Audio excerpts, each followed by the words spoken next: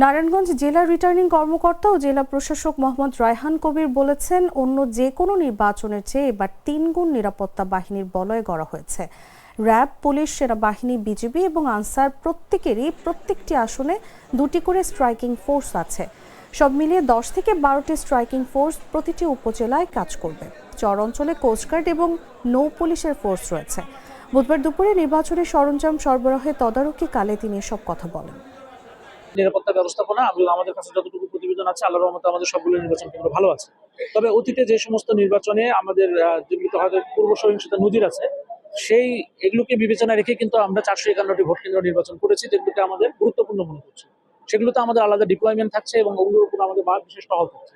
আমাদের আসলে ঝুঁকিপূর্ণ বলে কোনো কথা নেই। আমরা 797টা সেন্টার নিয়ে কনসার্ন। একটা সেন্টারও আমাদের নিরাপত্তার বাইরে নেই। আমরা এই 5টি আসন এবং 797টি সেন্টার নিয়ে কাজ করতে চাই। তারপরেও অতি গুরুত্বপূর্ণ ধরে আমরা 451টি সেন্টারকে বিশেষ নিরাপত্তা বলয় দিয়েছি, যেখানে পুলিশের বডি অন ক্যামেরা থাকবে। আমাদের 797টি সেন্টারে কিন্তু সিসি ক্যামেরা থাকছে এবং পুলিশ এবং আনসার বাহিনী এবং টহল টিম সেভাবেই থাকবে।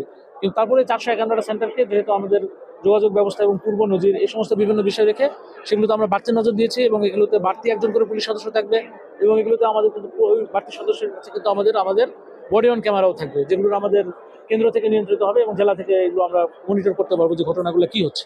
তো সার্বিকভাবে আমরা এমনভাবেই এই প্রস্তুতিটা নিয়েছি যাতে প্রতিটি ভোট কেন্দ্র আমাদের কাছে গুরুত্বপূর্ণ, প্রতিটি ভোটার গুরুত্বপূর্ণ এবং প্রতিটি নির্বাচনী এলাকায় আসলে গুরুত্বপূর্ণ। আমার একটা স্মার্ট সিদ্ধান্তে 25% গ্যাসের খরচ কমেছে। ভাবছেন কিভাবে? সাধারণ গ্যাস স্টোভ বদলে আমি এনেছি আরএফএল গ্যাস স্টোভ। এর সাইন্টিফিক নজেল ও ব্রাস বার্নার ক্যাপ সমানভাবে তাপ ছড়িয়ে রান্না করে দ্রুত। তাই গ্যাসও বাঁচায় 25%, টাকাও বাঁচে 25%। আরএফএল গ্যাস স্টোভ নিরাপদ ও গ্যাস সাশ্রয়ী।